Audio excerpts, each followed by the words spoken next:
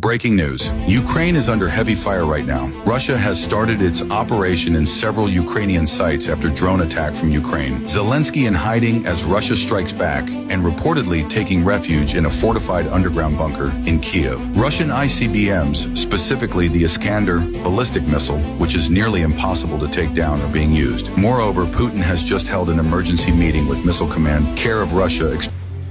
Nagkakasiyahan sa isang pribadong resort ang grupo ng mga babaeng ito kasama ng mga lalaking dayuhan sa Marilao, Bulacan nitong Miyerkules. Pero ang Animoy swimming party, pronta lang pala sa pambubugaw. Pagkatanggap ng suspect ng mark money mula sa nagpanggap na customer, sa NBI kami, dito muna kayo. Yung mga cellphone. Upo muna kayo dyan, upo muna kayo.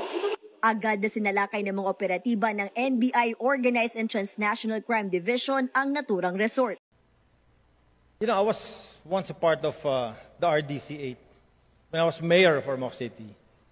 And on a yearly basis, all the problems na kinakailangan natin na ponduhan kung mayroong problema, ito ay laging tinitake up sa RDC. So yung mga regional offices, kung anong kailangan nila, inire-report po yun. Mga kapatid, meron tayong binabantayang low pressure area na posibleng maging unang bagyo natin ngayong taon. Ito pong low pressure area ay nasa loob na ng ating Philippine Area of Responsibility.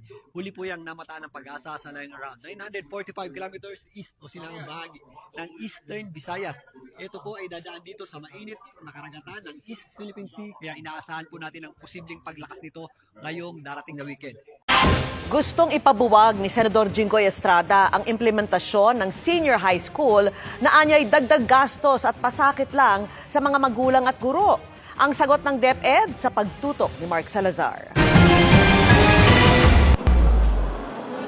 Mahigit isang dekada na ang implementasyon ng K-12 pero tanong hanggang ngayon kung naging epektibo ito. Hindi, sabi ni Senador Jinggoy Estrada.